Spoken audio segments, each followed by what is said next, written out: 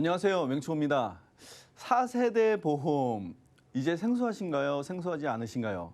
아마 실손 의료비를 4세대 실손 의료비를 들어보시면서 좀 익숙하지 않을까 싶습니다. 자, 오늘은 실손 의료비를 이야기하는 건 아니고요.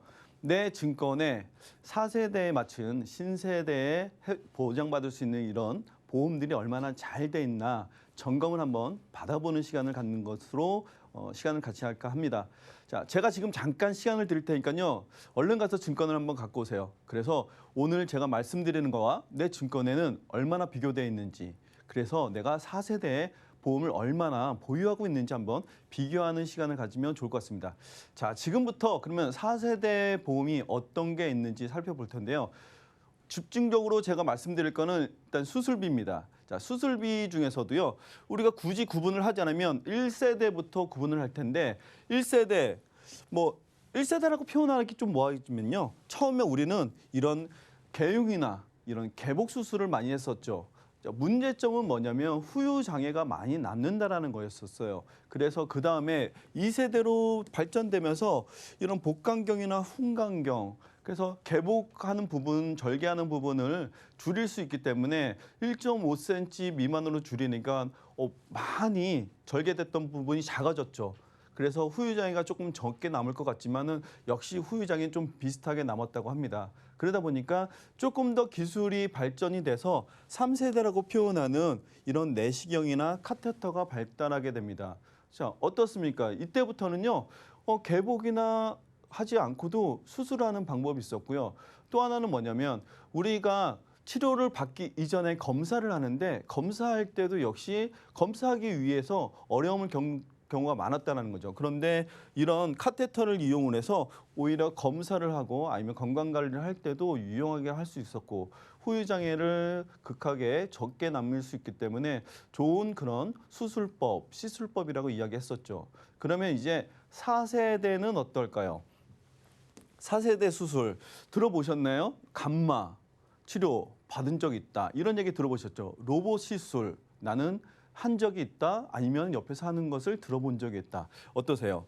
이런 로봇, 주로 로봇 시술, 여성분들 같은 경우는 하이프 시술이라고도 또 많이 들어보셨을 텐데 이렇게 새로운 시술법, 수술법을 갖고 우리는 4세대라고 이야기합니다. 물론 기존의 내 증권에서도 분명히 보장이 되는 부분이 있을 거예요. 아주 소액으로. 그런데 구체적으로 이런 시술법에 대해서, 수술법에 대해서 보장이 되는지는 지금부터 체크해 보겠습니다. 자, 제가 시간 충분히 드린 것 같은데요. 증권 갖고 오셨나요? 이제 보겠습니다. 내 증권에 얼마나 비슷한 글자가 써 있는지 볼 거예요. 두 페이지를 나눠서 볼 텐데요. 첫 번째 페이지에서 보실 거는요. 다빈치 로봇입니다. 우리가 암이 3명 중에 1명 발병이 가장 많습니다. 그리고 이제는 정복되는 암 시대입니다라고 얘기하니까 암에 대한 수술을 어떻게 하실래요? 개복 수술 하실래요? 아니면 로봇 시술 하실래요? 아마 로봇 시술하고 싶으실 겁니다. 암 수술비 있으시다고요? 물론 보장을 받겠죠. 근데 다빈치로 인한 수술 명칭적으로 받을 수 있을까요? 이런 것들도 한번 체크해 보실 필요가 있으시고요. 그다음에 최근에 많이 들어봤었던 이런 표적항암 치료비 이런 글자들도 많이 보셨을 거예요. 암에 관련된 부분 아무래도 관심이 많을 수밖에 없습니다. 자, 혈관 질환은 어떨까요? 뇌혈관 질환 수술비 여전히 과거부터 지금까지 관심이 많은 것 중에 하나죠. 왜냐면요. 계속해서 혈관 질환 발병률은 올라가고 있기 때문입니다. 그래서 혈관 질환 진단비를 더 이상 많이 올릴 수 없기 때문에 수술비를 계속해서 올리는 것을 추천드리고 있고요. 많은 분들이 선호하고 있다는 거죠. 그래서 혈관 질환, 그중에서도요. 심장 질환은 어떨까요? 요즘에는요. 뇌혈관보다 심장 질환이 더 중요하다고 이야기합니다. 그중에서 많이 들어보셨을 글자죠. 심장 부정맥. 심장이 뛰는 속도가 다르게 뛴다는 거죠. 빨리 뛰어도 안 되고요. 느리게 뛰어도 안 됩니다. 그러면은 심장에 문제가 생긴 거죠. 이랬을 때 보장받을 수 있는 것들 혹시 내 증권에 이런 글자가 적혀져 있던가요? 자, 다음 페이지 한번 보겠습니다. 다음 페이지는요. 자, 항암 여전히 항암에 의한 건데요. 구체적으로 좀 나눠봤습니다. 항암 치료를 받기는 하는데요. 같은 세기 조절로 인한 방사선 치료를 받느냐 아니면 항암으로 인해서 양성자 방사선 치료를 받느냐에 따라서 구분을 하게 됩니다. 그러면 각각 보장 금액을 받겠죠. 자, 방사선 치료는 과거부터 지금까지 쭉 했었던 치료가 방사선 치료인데요. 과거에는 어느 곳에 위험의 암물질이 있는지 모르기 때문에 이 세포를 죽이기 위해서 전체를 전부 다 죽였다고 합니다. 근데 지금은 어떨까요? 암에 의해서 세기를 조절하기 때문에요. 집중적으로 치료가 가능하고요. 후유증을 남기지 않습니다. 그래서 구토나 이런 것들을 유발하지 않기 때문에 선호하는 그런 치료법 중에 하나죠. 자, 다른 것들을 한번 볼까요? 고강도 초음파, 집속술, 조금 생소하죠. 근데 여성분들은 아마 많이 들어보셨을 거예요. 작은 군종에 해당되는 거기 때문에. 남성분들은 관심 안 가지셔도 됩니다. 여성분들은 관심을 가질 필요가 있으시겠죠. 수술비에서 꼭 혜택을 보시면 좋으니까. 자, 그다음에 남성, 여성, 어린아이, 나이 드신 분들 모두 다 지금 최고의 관심사는 뭘까요? 제가 생각하는 1위는 바로 코로나가 아닐까 싶습니다. 자, 코로나에 관련된 내 보장이 증권에 어디 적혀 있나 한번 찾아보세요. 자, 찾으신 분 계시나요? 만약에 없다라면 이런 것들을 준비할 필요가 있습니다. 아나필락시스 들어보셨나요? 사실은요, 코로나에 의한 게 아니고요. 과거에서부터 내가 쇼크가 왔을 때 보장받을 수 있는 부분이었습니다. 그런데 극히 보장이 적거나 아니면은 없었던 부분이죠. 요즘에 백신을 많이 맞고 있는데요. 백신 접종 후에 쇼크가 오는 경우가 있죠. 거기에도 해당이 됩니다. 그러니까 코로나만을 위한 건 아니죠. 우리가 벌처로 가서 풀도기에 오르거나 아니면 벌에 쏘여서 쇼크가 오는 경우도 있는데요. 그런 경우에도 여기에 해당이 되고요. 또 하나는 음식에 알러지 반응이 있으신 분들 계세요. 그러면은 기본적 알러지 반응은 해당이 안 되겠지만 갑작스럽게 찾아와서 쇼크가 오는 경우에도 또 해당이 됩니다. 그렇다면 이런 쇼크로 인한 것들도 보장을 받을 수 있고요. 자, 그러면 백신 받을 때도 조금 더 안심되겠죠. 요즘에 코로나가 계속해서 발병되고 있는 상태에서 전파가 되고 있는데요. 전파가 돼서 우리가 격리실에 입원하는 경우가 있죠. 자, 격리실에 입원하게 되면요. 우리가 음압실에도 입원하게 되고요. 아니면 일반실에도 입원하게 되는데 모두 다 동일합니다. 입원하게 되면요. 입원했을 때 우리가 보조금을 받는 건 있지만은 보험에서 딱히 보장을 받는 거는 없었습니다. 그런데요. 지금 만약에 코로나로 인해서 격리실 입원을 하셨다라고 하면은 100만 원의 보존을 받게 됩니다. 어떠세요? 4세대 다운가요?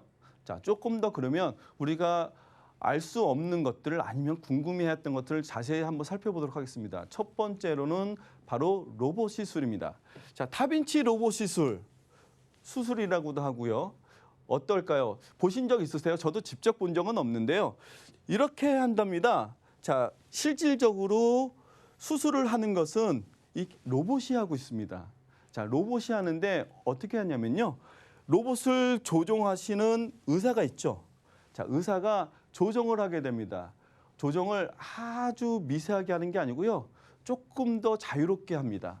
그런데도 이 로봇은요, 아주 미세하게 움직여서요, 정밀한 수술을 하게 합니다.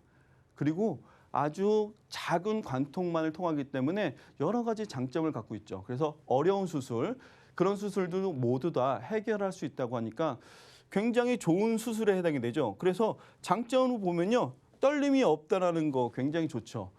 왜 떨림이 없냐면요. 우리가 TV를 볼 때 화면이 막 떨린다고 생각해 보세요. 어지럽겠죠. 수술을 할 때 손을 막 의사가 떤다고 생각해 보세요. 직접 의사 손을 내가 보지는 않았지만 굉장히 심리적으로 불안하겠죠. 그런데 로봇이 떨지 않는다라면 의사가 조정하는 대로 아주 정밀하게 움직인다라면 안심하고 수술을 받을 수 있지 않을까 싶습니다.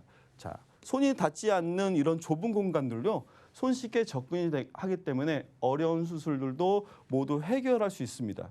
자, 어떠세요? 이런 로봇 시술, 절개에서 일반적 수술을 받고 싶으십니까? 아니면 로봇 시술을 받고 싶으십니까? 라고 물어봤을 때 나는 내 증권에 수술비로만 100만 원, 200만 원 보장받는다라면 고민을 한번 해보실 필요 있어요. 그런데 로봇 시술을 받으면 1000만 원 나오는 증권이 나에겠네? 라고 생각하신다면 아마 망설임이 조금 더 덜하지 않을까 싶습니다. 보험은요, 보장을 받기 위해서 가입하시는 거예요. 자, 부정맥 같은 경우는 어떨까요? 심장 부정맥, 우리 이런 냉각 절제술 많이 들어봤죠? 굳이 설명을 하지 않더라도 우리가 앞에서 말씀드린 것처럼 뇌혈관보다 이제는 심장 질환이 더 중요하다고 합니다. 산에 올라가고 우리가 열심히 운동하는 이유는 뭔가요? 심장을 튼튼하게 만들기 위해서죠. 심장이 튼튼해야지 모든 몸이 튼튼합니다. 그런데 내 마음대로 되지 않고 심장은요, 60에서 100 정도로 뛰어야 되는데요.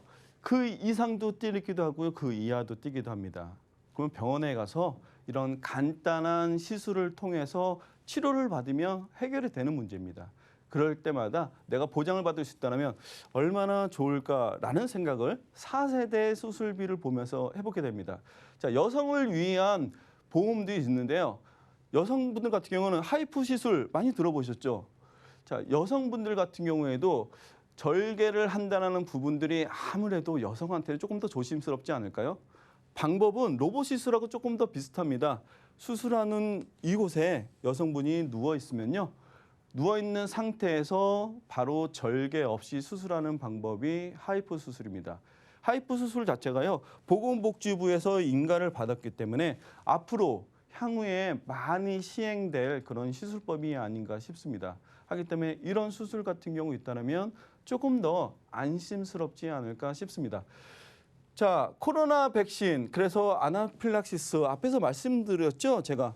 근데 아나필락시스 같은 경우에는 코로나만 해당되는 거 아니라는 거 다시 한번 기억하실 필요가 있고요. 알러지 반응입니다. 그래서 나 코로나가 없어지면 그러면 이 보험 필요 없는 거 아닌가라는 생각하실 수도 있는데요. 그렇지 않습니다. 절대 그렇지 않고요. 이 보험은요, 알러지 반응, 특히 아이들 같은 경우에도 알러지 반응이 많이 일어날 수 있고요. 벌레나 이런 부분에 의해서 발생되는 경우도 많기 때문에 환경이 계속해서 변하면서 생길 수 있는 이런 위험들이 도사리고 있기 때문에 이런 보험들은 향후에 점점점 필요한 보험이 아닌가 싶은 생각을 듭니다. 자, 이렇게 알아봤는데요. 보세요. 정리를 한번 해봤습니다. 암에서는요, 다비치 로봇 시술, 뇌에는요, 뇌동맥이나 혈관 색전술이나 아니면 뇌정위 방위선술 이런 부분들로 보장을 받을 수 있고요. 심장은 관상동맥이나 아니면 부정맥에 의한 냉각절제술 보장받을 수 있겠죠.